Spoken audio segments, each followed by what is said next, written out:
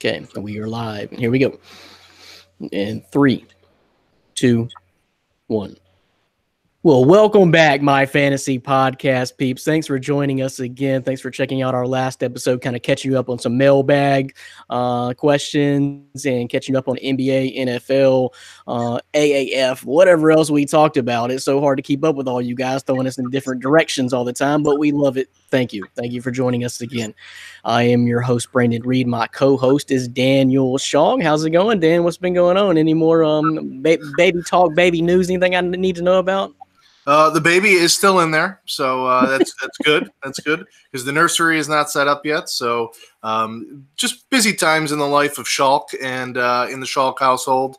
And now we're in March, so that's our time of year to shine. Not only at MFST, but just in me and in my love of sports and college basketball, baseball, and don't forget the most important part: The Bachelor is back apparently. So I hear.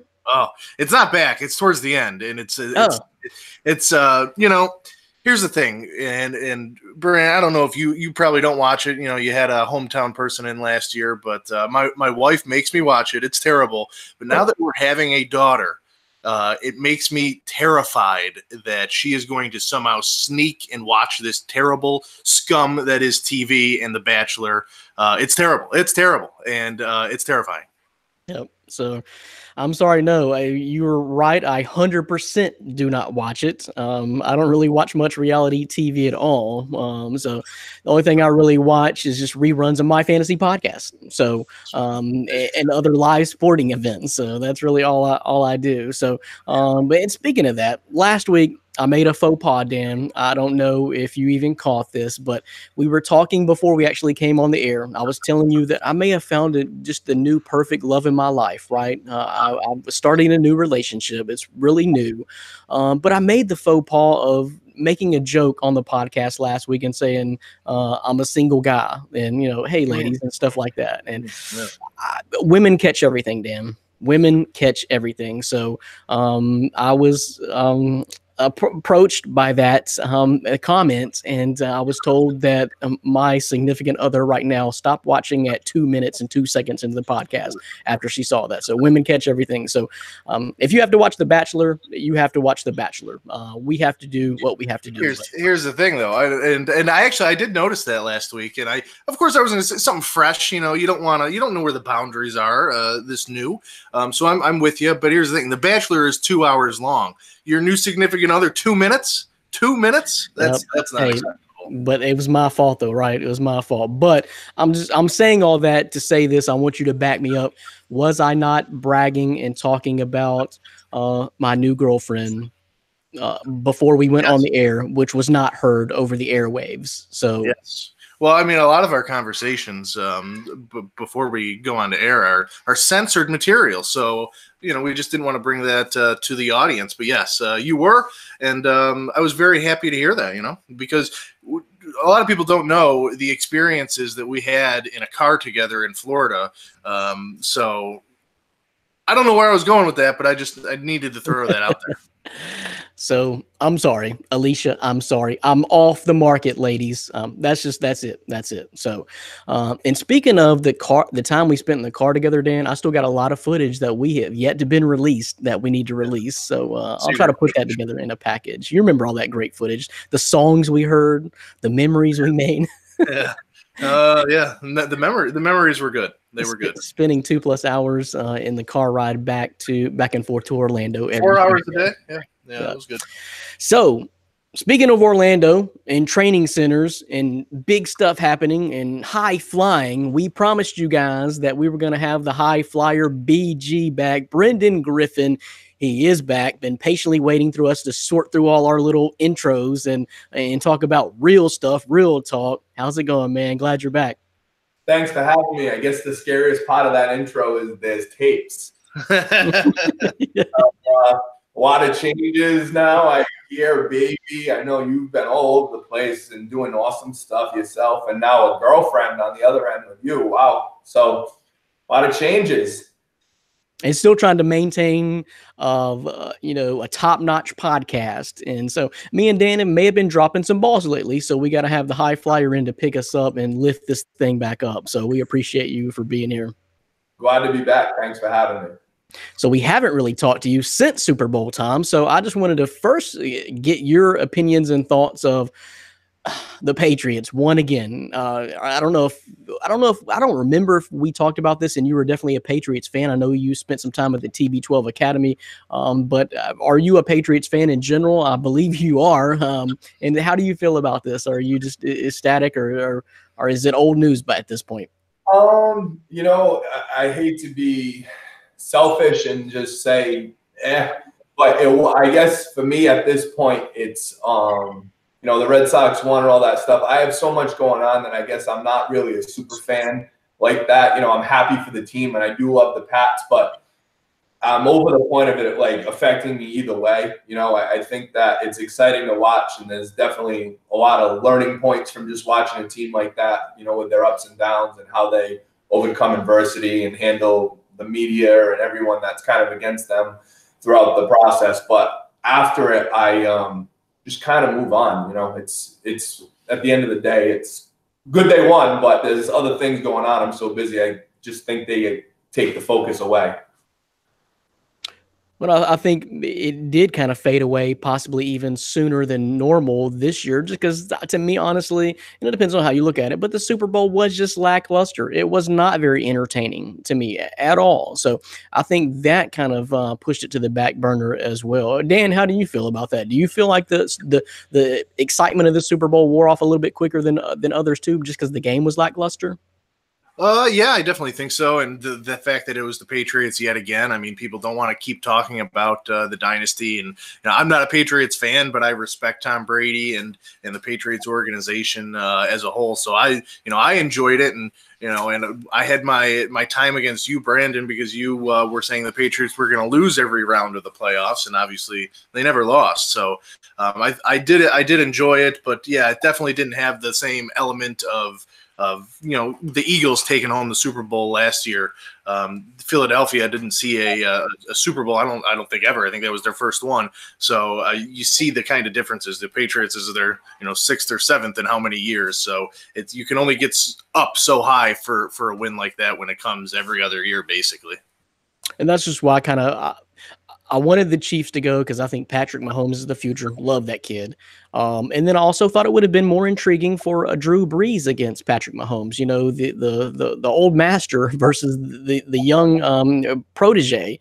Something like that, or even the Rams, which did end up making it in the Chiefs because they had such an amazing game earlier in the season. So I just thought that would have been a little bit better. But anyway, that Super Bowl talk. I'm with Brendan. Let's wrap it up. It's over. But we'll talk a little bit more about some football that I wanted to ask Brendan about on the back end of this, because I think he is kind of almost directly tied to this as well. So we'll talk about that in a little bit. Leave football talk in just a minute. But I do want to catch up with you, man. And just since we've been with you last, what's been going on? I know I've been seeing some really hilarious and good wrestling promo videos on your Instagram page. Hilarious stuff. You actually stone cold stunned a dude off a bridge. So if you guys have missed that, check that out. I got Brendan's Instagram account on the screen, so you can see that and follow him there. But a lot of fun stuff going on. And what else has been going on? Yeah, so I've just been working, kind of putting some content out there. And tried some new things last year with the content and just trying to get some more exposure. And with that, good things happen. So you got some good videos. We did the bridge. Stone Cold Stunner. I think that was cool and caught some attention. And we're gonna.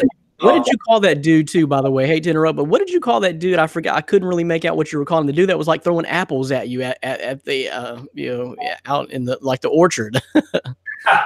Yeah, so that's the same guy. Actually, he goes by this GDM alias. So that's what I used it as, kind of like a prop, So he's great. He loves doing those videos, and we're gonna try to do some more skits. Not all wrestling skits, but do some funny other things to build in and create some types of vibes that I think people will enjoy. And look forward to. And some of them will also have some purpose that people can learn from, and just situations that happen in life that people, handle things a certain way, and we can bring humor to it and kind of get in people's heads when they have something similar, how to handle it in, a professional manner.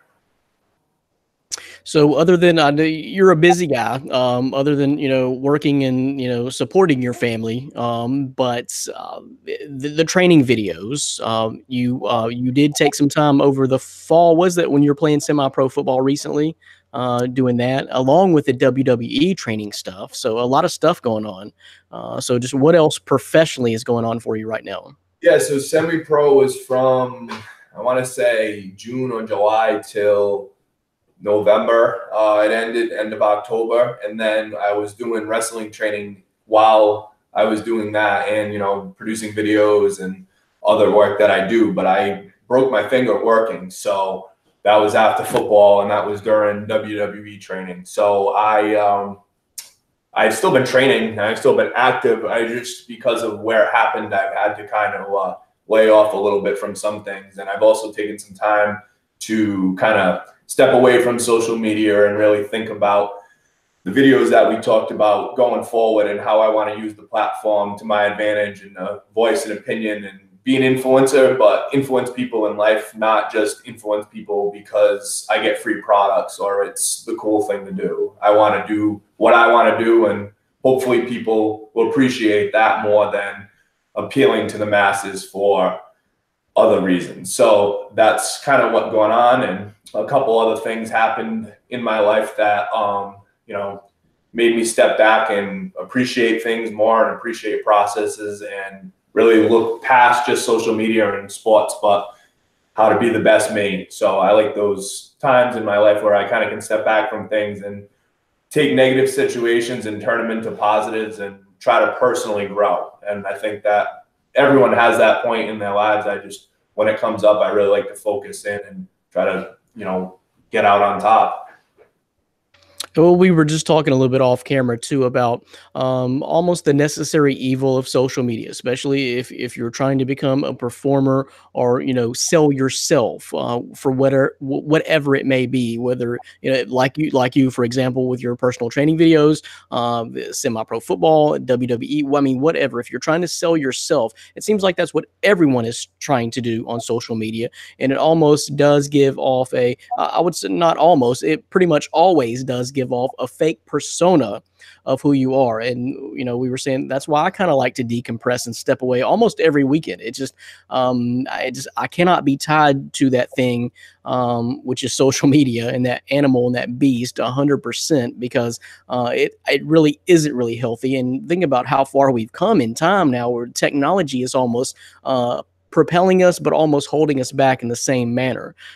So I completely understand with what you're saying there, and maybe just refocusing. But then again, the people people at home love seeing you. People like keeping up with you, especially when you put out entertaining stuff and knowledgeable stuff like you and your girlfriend do with the training videos. Yeah, I think that's the thing, is we want to just keep putting out knowledgeable things and educational things, and do it with purpose and passion, and educate with others. We always talk about kind of having a seat at the table in life, and really being able to sit down and have conversations with people, whether they're tough conversations, business, whatever they may be, but have the knowledge to back up whatever we're saying, not just going out and winging it because we think we know something. And if there's something that we don't know, we always want to kind of step back and learn it, and then be able to readdress it later. So I think that just part of getting older is just applying that stuff, and you grow better, be a better person. That's kind of what we want in society anyway. So that's hopefully what we're doing. And you've also mentioned, I know if you follow Brendan on a lot of his social platforms, to get involved, not necessarily get involved in politics, but there's so much mudslinging and rooting for your team back and forth that you've just kind of recently been outspoken about. Just do the homework, read the stuff, view the material, educate yourself in the topic, so that you can talk logically about things and have logical debates, instead of just rah, rah, this is my team, your team sucks. Yeah, I think too, back to, I went to Harvard and took a class, just one class with a professor. very knowledgeable law professor. And I went back and watched his TED Talk recently. And he talked about just taking 1 minute each day to do justice in your life. And whatever that may be. So that might be you see something going on that you feel is not right in a store. And then you kind of take the time to see what's going on. And then if it's something that you can step in and help someone, fine. If not, then you took the time to make sure that the situation wasn't worse than what you might have thought in the beginning. And I think that if we apply that, to everything that we do, and the overall outcome is, much better.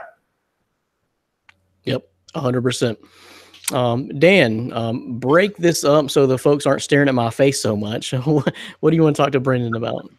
Well, I know we're gonna touch on it in a little bit, and that's the AAF. So I'm gonna leave that for a few more minutes. But with your finger injury, Brendan, are you planning on playing semi-pro ball again this coming year? I mean, if it starts in June or anything, are you putting that on hiatus, or what are your outlook sport wise in the next coming months? And how did the injury happen? I was curious about that. Was it WWE training or was it football?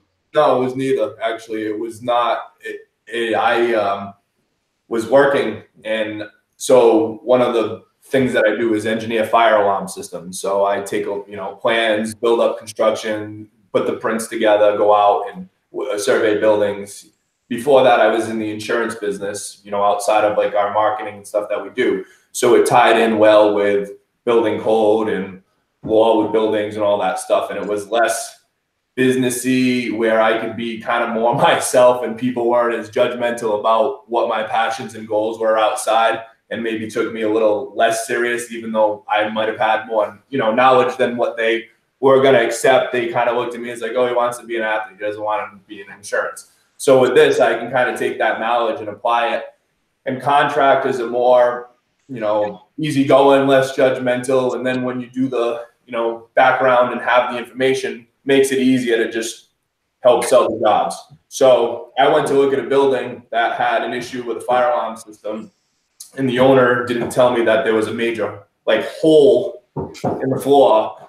I stepped through a hole and fell and whacked my finger on a sprinkler system. And I've been going to doctors and they haven't gotten it right. So I'm still training because they told me I could train, but it's like, hey, my finger's not right. This is absolutely ridiculous.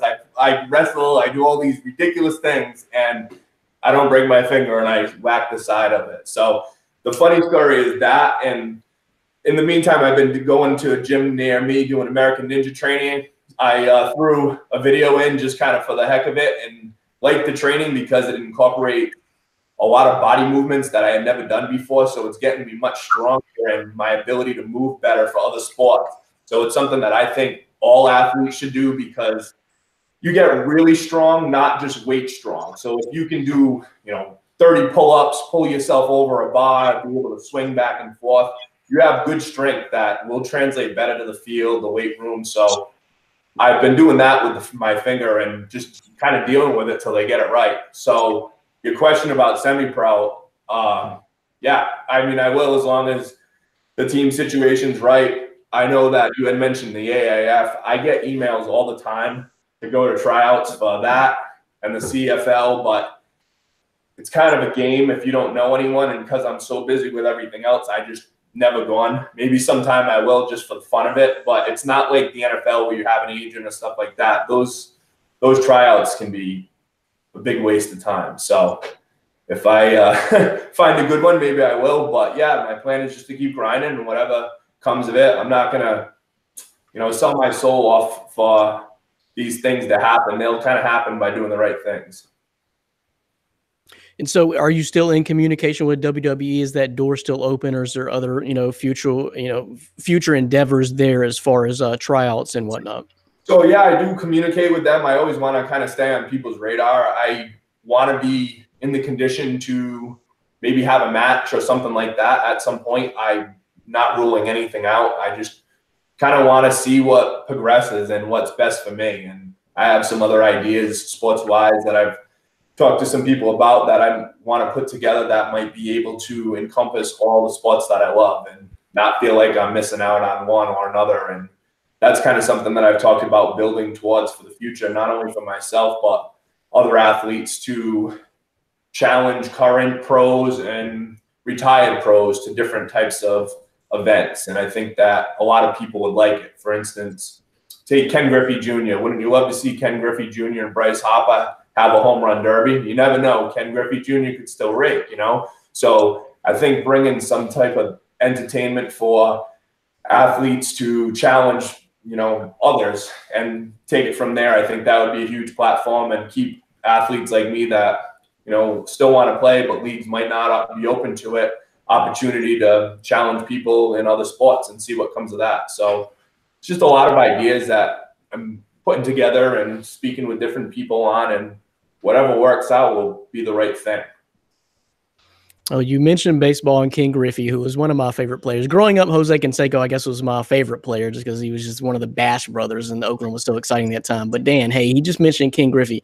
Ken Griffey's swing is the equivalent to, I guess, maybe Ray Allen's jump shot, just the purest and sweetest swing in baseball. Dan, what do you think about that? Was Griffey the purest? Yeah, I mean, Ken Griffey, you can't go wrong. I love that idea. I think that's great. I would definitely pay to see Ken Griffey swing again, or one of my childhood idols, Tony Romo, throw that football again instead of getting out of that announcing booth. And how about take on Tiger Woods in the golf? How about it's Romo versus Tiger the next time around instead of the Phil Mickelson Tiger challenge that they did. Yeah, that's kind of where my idea came from, and I think if you keep it raw and have it like fun like that, that's better than watching the NFL. Take Romo and put Terrell Owens out there with, you know, Ty Law and anyone. Patrick Peterson, I'd watch that. You put some matchups out there, people would tune in.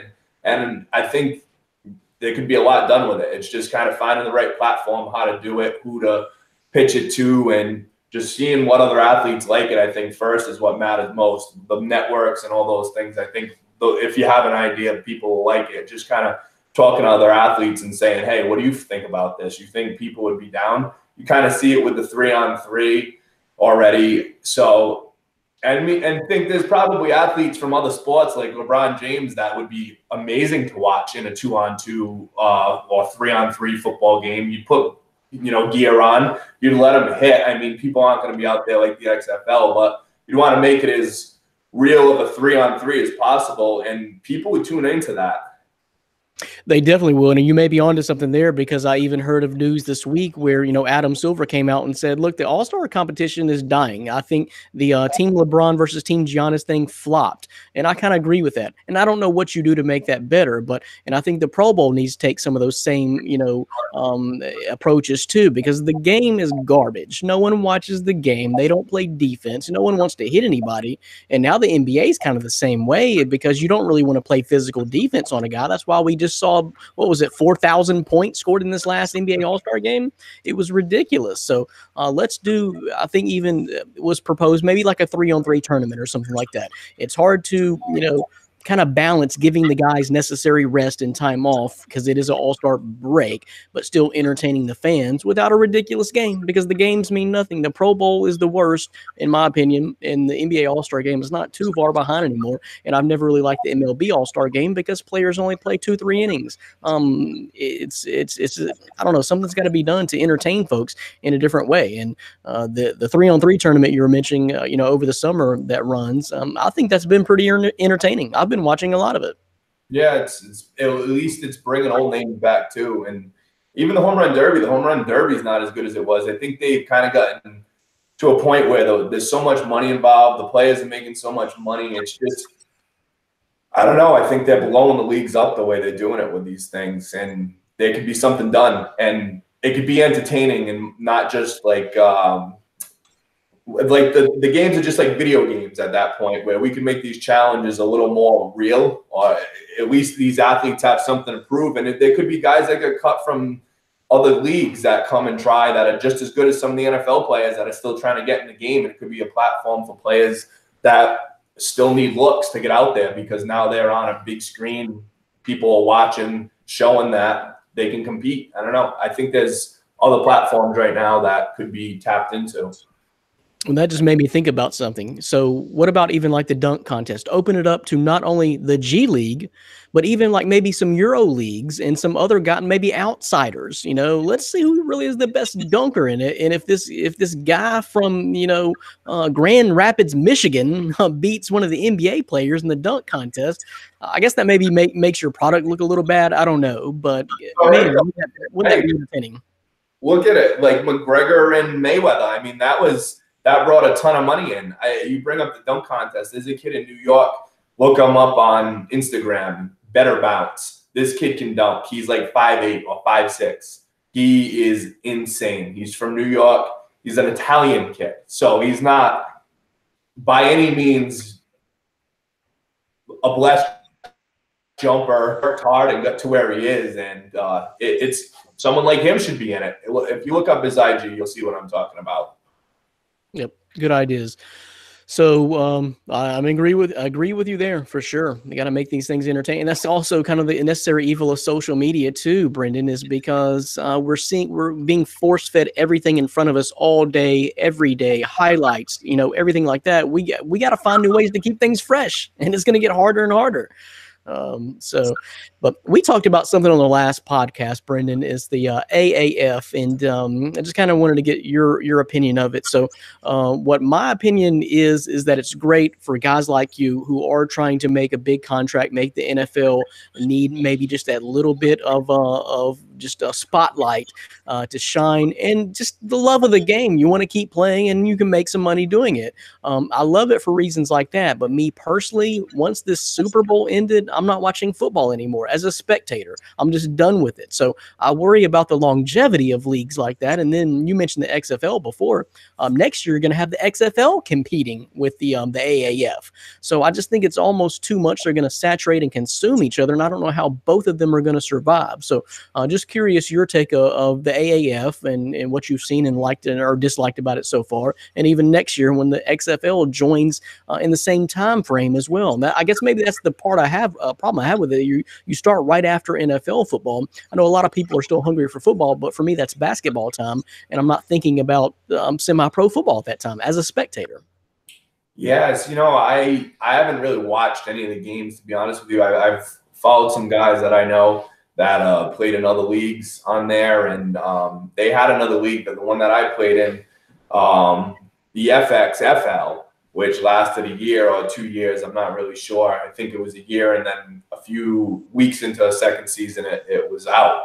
But I think that it's a financial thing. A lot of people invest a lot of money into these leagues. You got to figure gear, insurance, teams, contracts. I mean, we could just keep going down the list. It's not starting, an Amazon store. So to get traffic to these games and get views and all that stuff, it's a lot of work. It's not a lucrative business, and to keep it running, you got to have ratings and get people in somehow. It's good for the guys. They just need to stay active and playing and getting the hits and stuff like that. I just think these leagues are tough to really develop a feeder system for the NFL. I think that maybe expanding the NFL rosters would be a good option. They have 52 guys.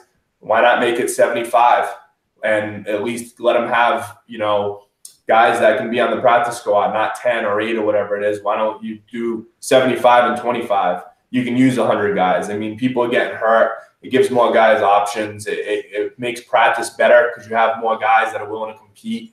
I think that if you expanded rosters like that, you would have potentially what they're doing in these other leagues with these guys. And just having a better system with it. I think it's kind of tough with these leagues because, like we just said, it's money and it's hard. At least with minor league baseball, they have beautiful parks. They rent them out to AAU teams.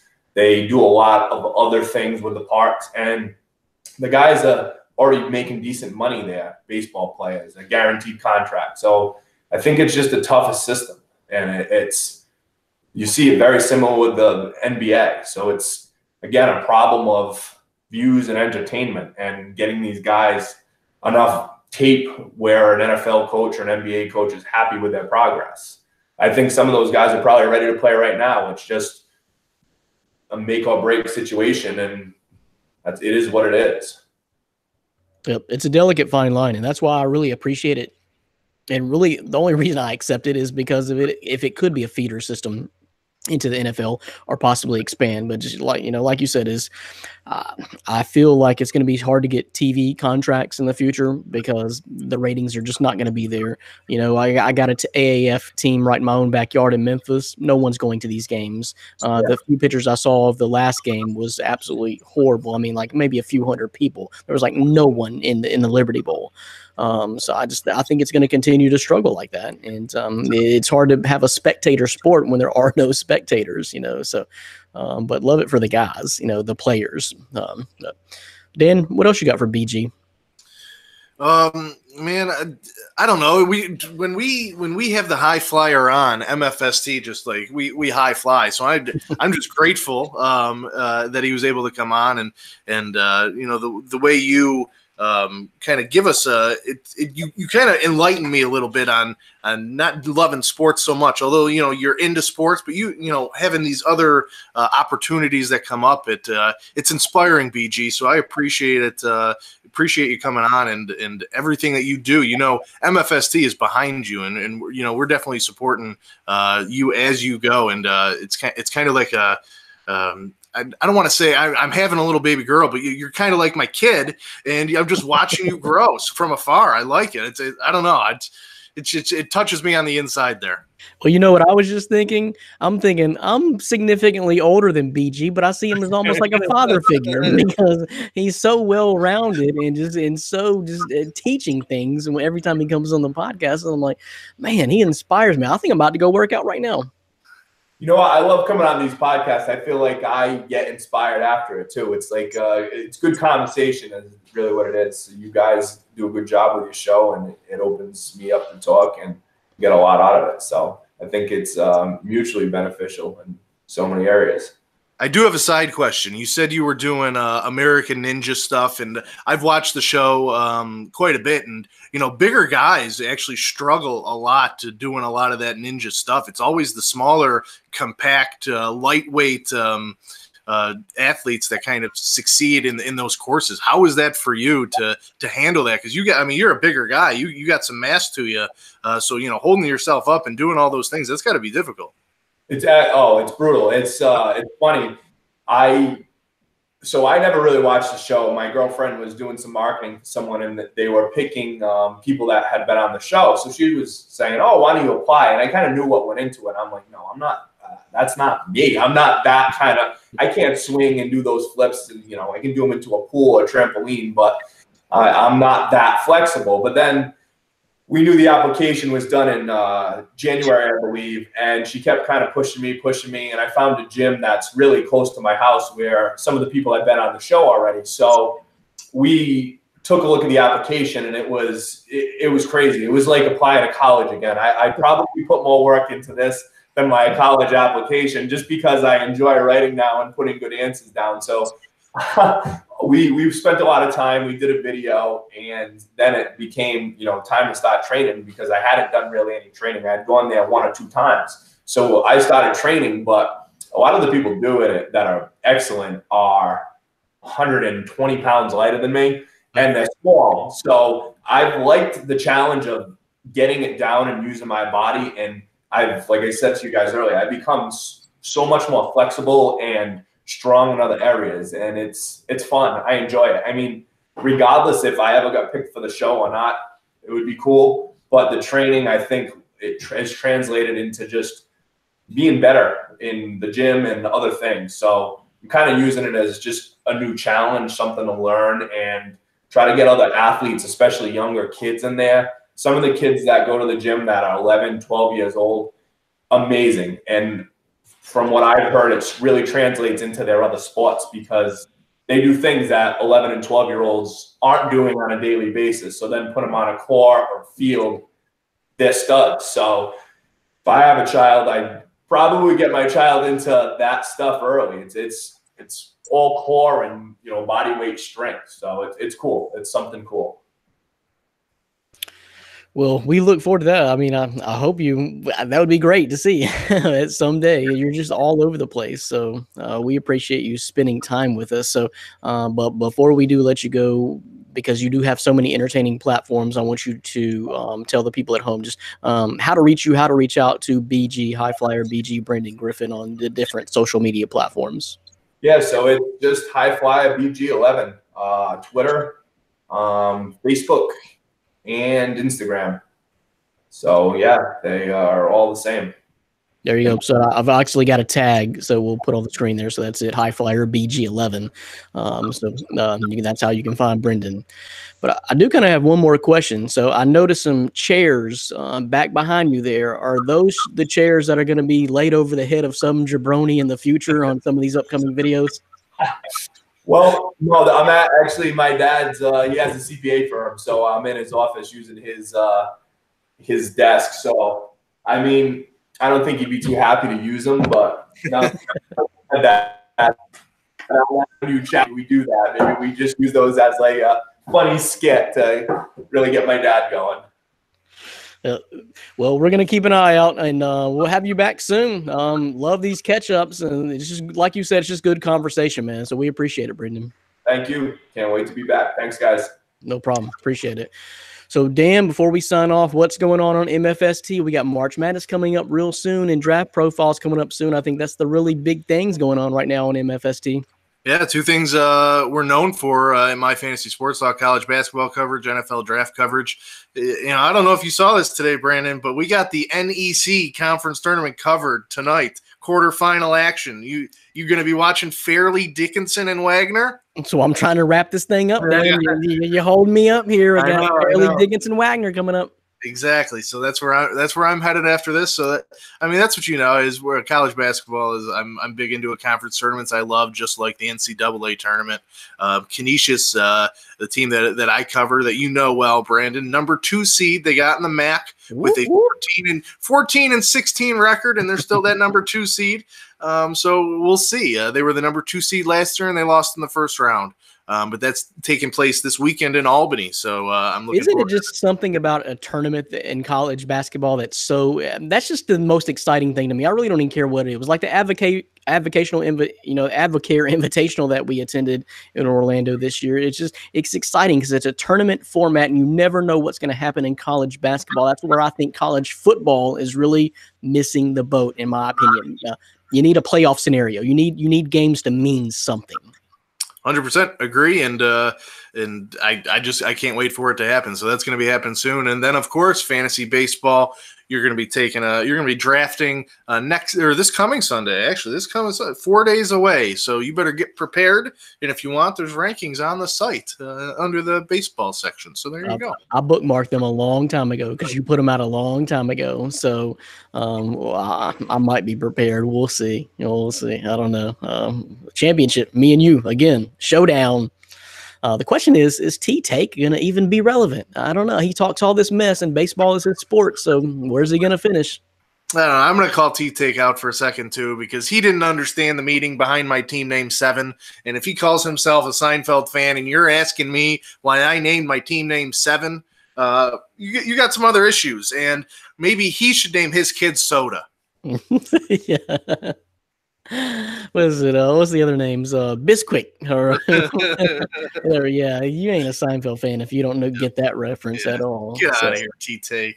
So we'll see. We got a lot of entertaining guys going to be in the baseball league drafting this coming Sunday. Our man Nick Pertins, though, had to step away. We found out in the last podcast, raising little Colton. We're going to be running around all over the place. So baseball season is a long, grueling season. So Nick Pertins had to step away. Still in line for a possible basketball championship, though. We'll see. Looks like me and Nick will be facing off in the first round of the fantasy basketball playoffs, and after beating me for the NFL football championship, I can't wait. I cannot wait, Dan Schalk, and then I'll probably be facing Casey Birch in the next round. Well, good luck to that. And I don't know why it just hit me now, but did you know Nick's baby's name is the same name as The Bachelor? Colton. I did not know that. How the world turns. The world just turns. Crazy. I wouldn't have known that because I'm not forced to watch The Bachelor. Hey, sorry. You are now in a relationship, Brandon, so it could get to that. The Bachelor, The Bachelor. That's why we may be a perfect match in heaven, because The Bachelor and none of those other reality shows have never come up, and I'm not going to bring them up. So we're in a good situation. Yeah. Thanks for watching another My Fantasy podcast from myfantasysportstalk.com. Just check out the site. So much going on there. So for my co-host, Dan Schalk, want to thank the Highflyer BG, Brandon Griffin, for joining us again. Keep an eye on him. Follow him on social media accounts at Highflyer BG 11. I'm Brandon Reed signing off. Till next time. Later. Peace.